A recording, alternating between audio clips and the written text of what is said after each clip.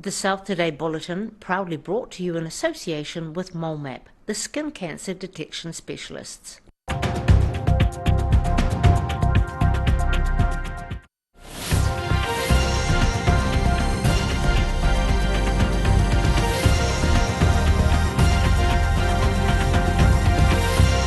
Tonight on the South Today, a nervous election night for many candidates as Labour MPs in the South try to buck a nationwide trend. But the blue wave reigned strong in many parts of the lower South Island, with 2 MPs re-elected and 2 new members. And an iconic Mosgiel fish and chip shop gets ready to hang up the aprons after 4 decades of serving hot food.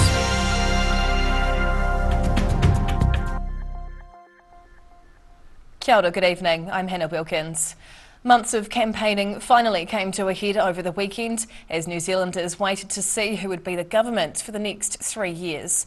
Nationwide, strong support for the National Party alongside expected coalition partner ACT swept through the nation. But across Dunedin, a sea of red managed to hold strong against challenges from blue and green.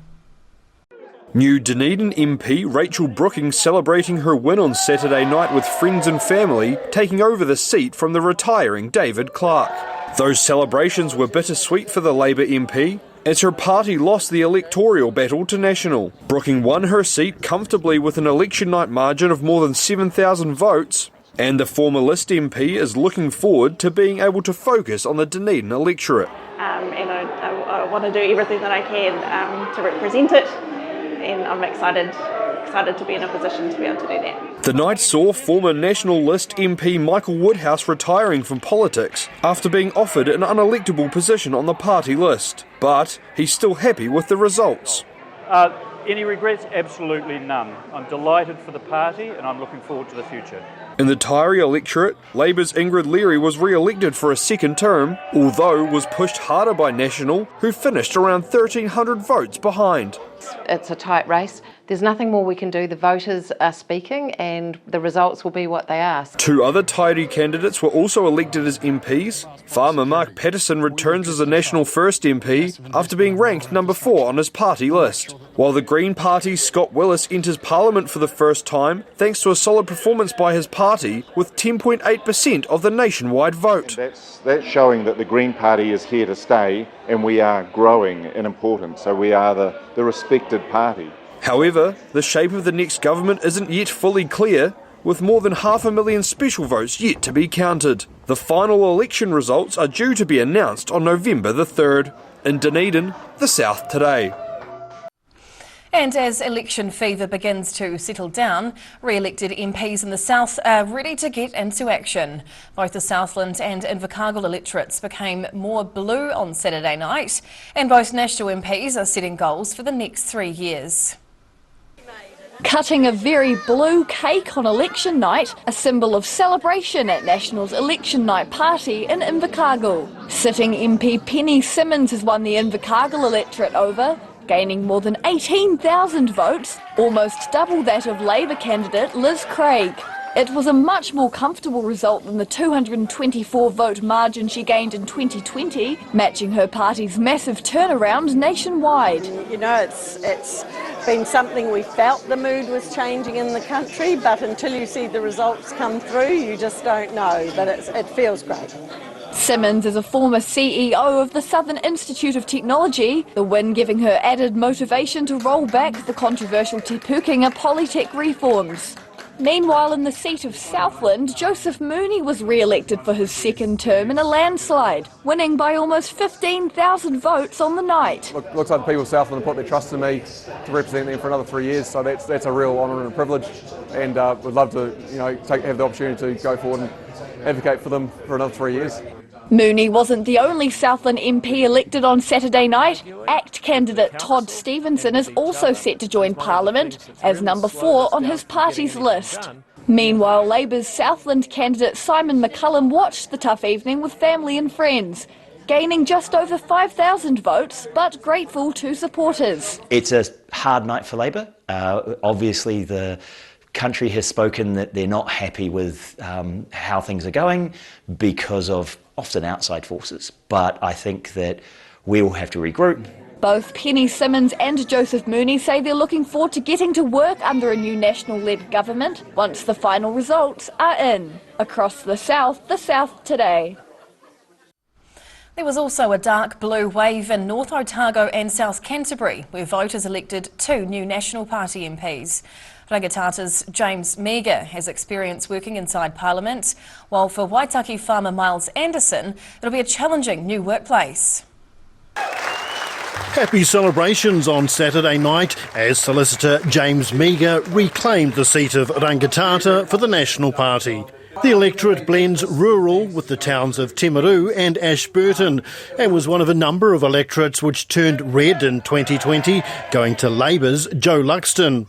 Meagher, who's of Ngaitahu descent, says he's been working hard since being selected 13 months ago, visiting markets, groups and door-knocking in an effort to turn around voter sentiment. I wanted them to know that I am here for them. I'm their voice in Wellington, and the only way to do that is to get out, get into businesses, go visit farms and go and speak to people and earn their trust. Just down the road in Oamaru, farmer Miles Anderson will be getting used to a suit after winning the seat of Waitaki for National. He takes over from retiring MP Jackie Dean. Anderson claimed a majority of more than 10,000 votes and is delighted but nervous about the new challenge. It's amazing. I'm all at once relieved and excited and concerned, I guess. All those things at once, but yeah, no, it's great. 19-year-old Ethan Ryle was one of the country's youngest candidates. He wanted Labour to run a strong campaign in Waitaki that was positive, inclusive and representative of the community. And despite the local result, Ryle's political ambitions remain strong. I'm not going anywhere. This is just the start for me, and these results are really encouraging for me because it shows we do have a lot more work to do, but I haven't given up on our community because they've shown to me that they do support me and they do absolutely back me. New MPs across all parties have headed to Wellington this week to meet with their party colleagues and get an induction to Parliament as they wait for the final results. Across South Canterbury and North Otago, the South today.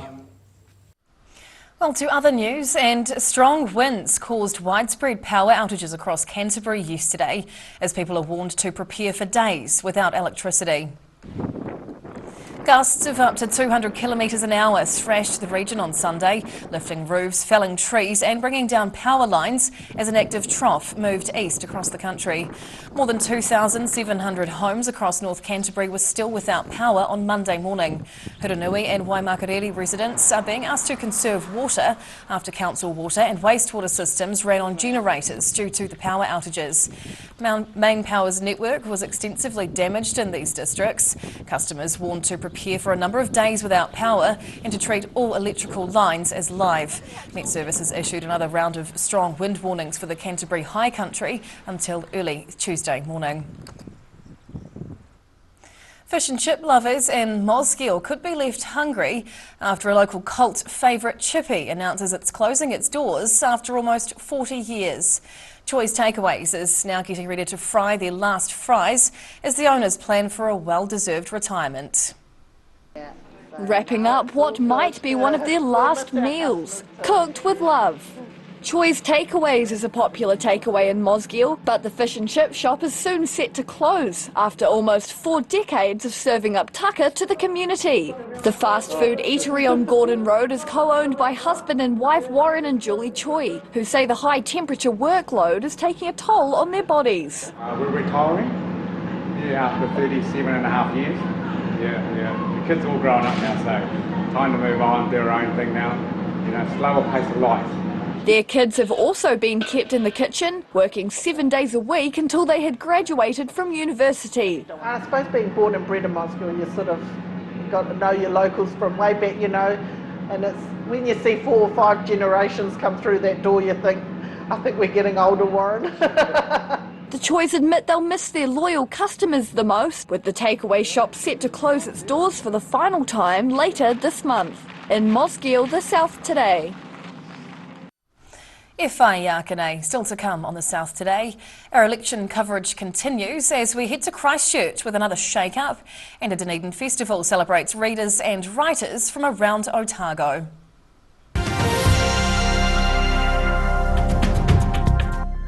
Great Britain has a collection of varied landscapes and countryside to rival anywhere else in the world. And the best way to see it is to walk.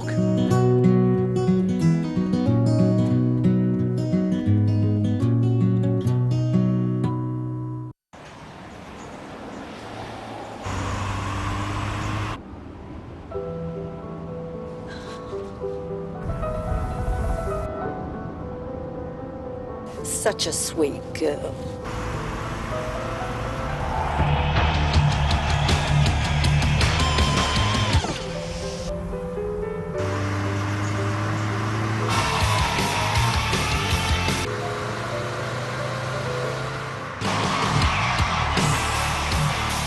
What are you dreaming about?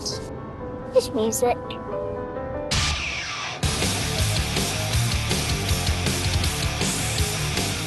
The Power of Dreams by Honda.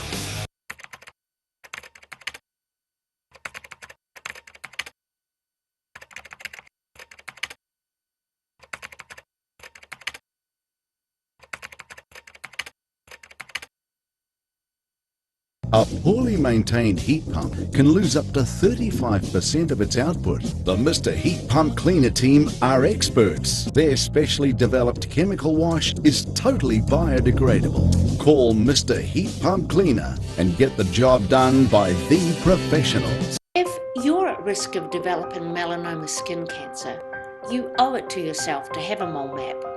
Mole map is coming to your area. Phone today to make an appointment. It could save your life. Here at Age Concern Otago, we offer a range of services to support Otago seniors to age well with dignity and independence. We provide social work support, visiting service, health promotion and social activities. Check out what we have on offer at ageconcernotago.com.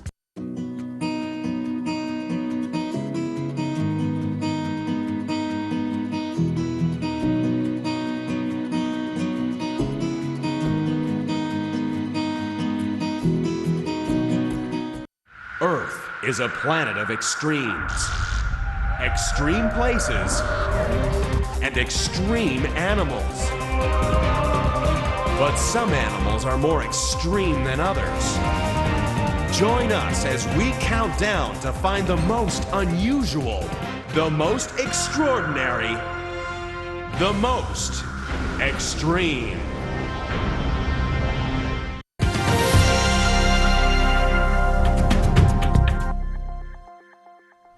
Tēnā koe, welcome back. Well, you've already seen how things went on election night across Otago, Southland and South Canterbury. But in Christchurch, there was one electorate that had something of a national focus.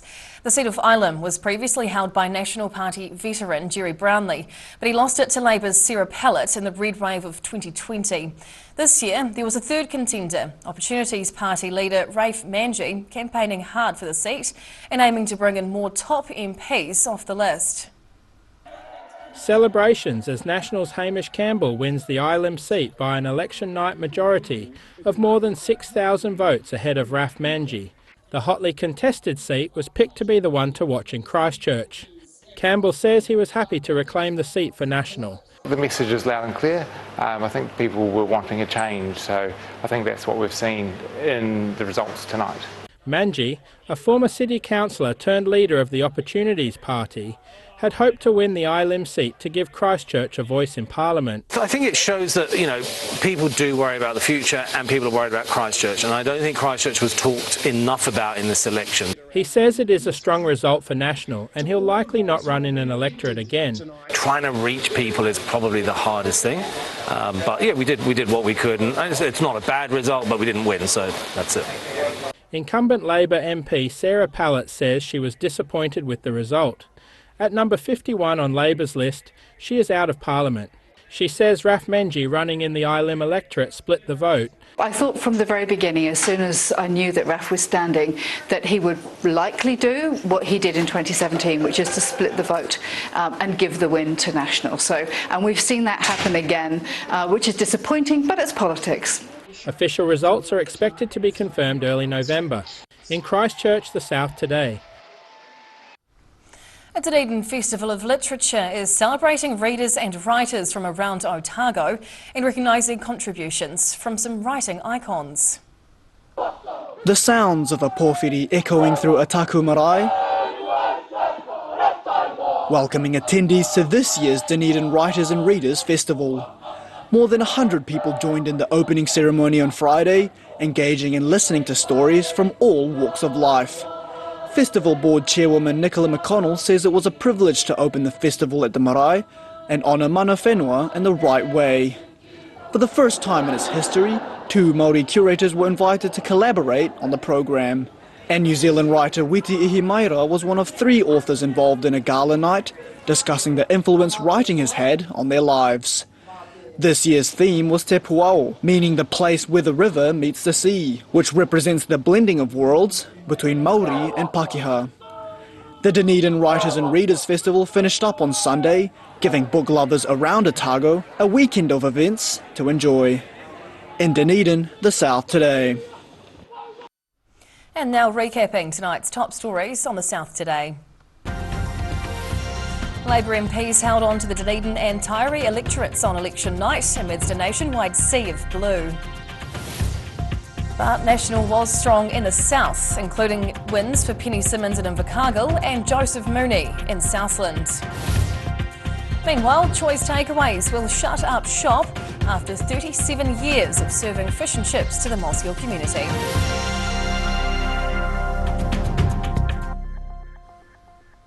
And now we'll look at what's happening in tomorrow's ODT, and we welcome Associate Editor Mike Houlihan. Hello Mike. Good evening, Hannah. What can we expect to read tomorrow? Well, more election wash-up. Christopher Luxon's been in Wellington today trying to help put together a new government and meeting some of his new MPs. All the new MPs are in for induction for this week. Right. So plenty of political news coming out of the capital. A lot more locally, we've got news of a dramatic rescue from Clutha River. Right. Okay. We've got the end of a sad and long-running court case involving the death of a Dunedin woman. And a little bit more further afield, now travel pages tomorrow, we've got a list of places you can go for a cost-effective family holiday in Australia.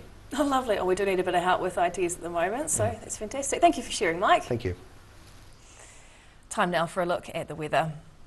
The South Today weather, proudly brought to you by MolMap, the skin cancer detection specialists.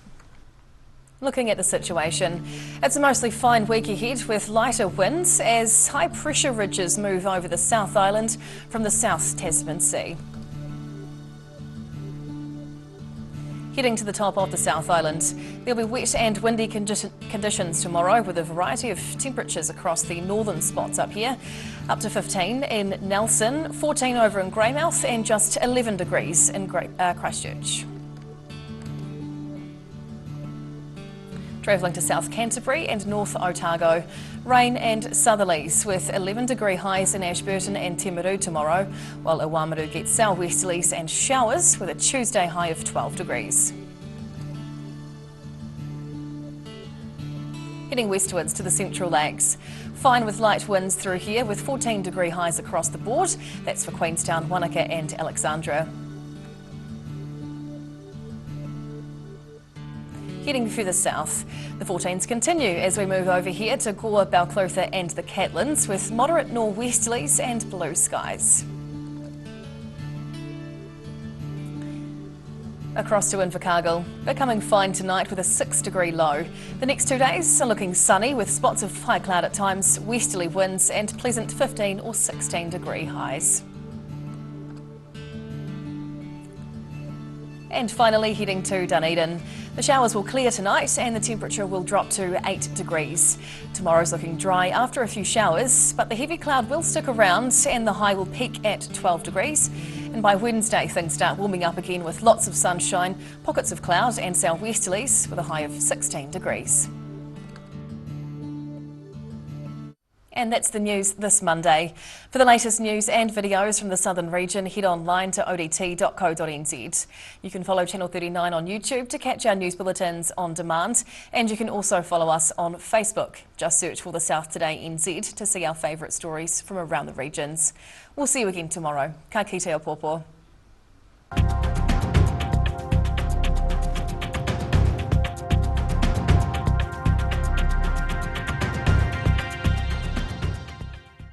Public interest journalism funded through New Zealand On Air.